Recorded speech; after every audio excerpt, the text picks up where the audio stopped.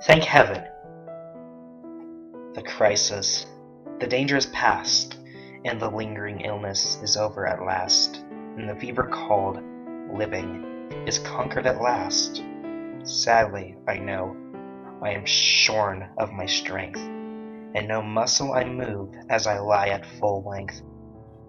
But no matter, I feel I am better at length, and I rest so composedly. Now I'm in my bed, that any beholder might fancy me dead, might start at beholding me, thinking me dead.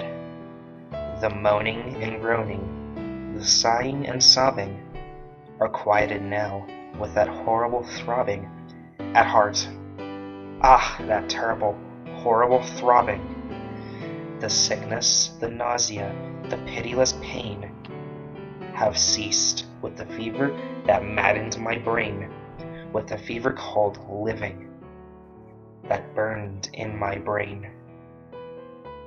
And oh, of all tortures, that torture, the worst, has abated, the terrible torture of thirst for the Nephatline river of passion accursed.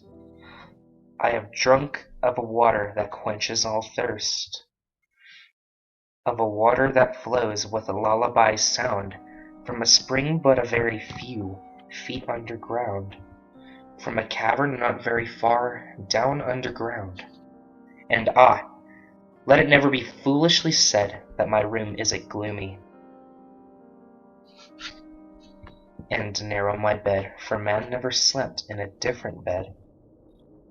And to sleep, you must slumber in just such a bed.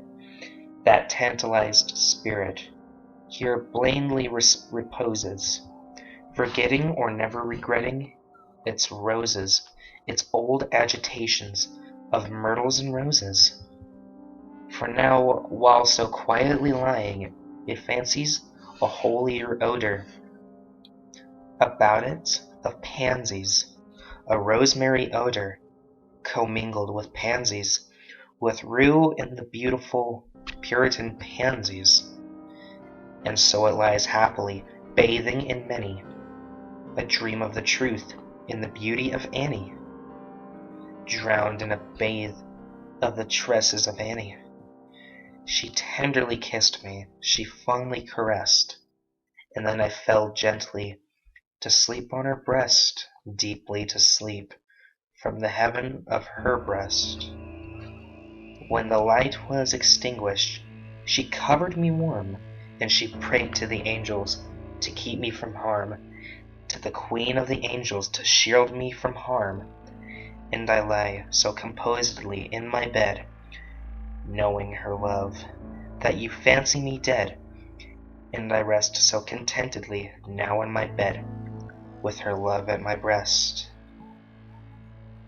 that you fancy me dead, that you shudder to look at me, thinking me dead. But my heart, it is brighter than all of the many stars in the sky, for it sparkles with Annie, it glows with the light of the love of my Annie, with the thoughts of the light of the eyes of my Annie.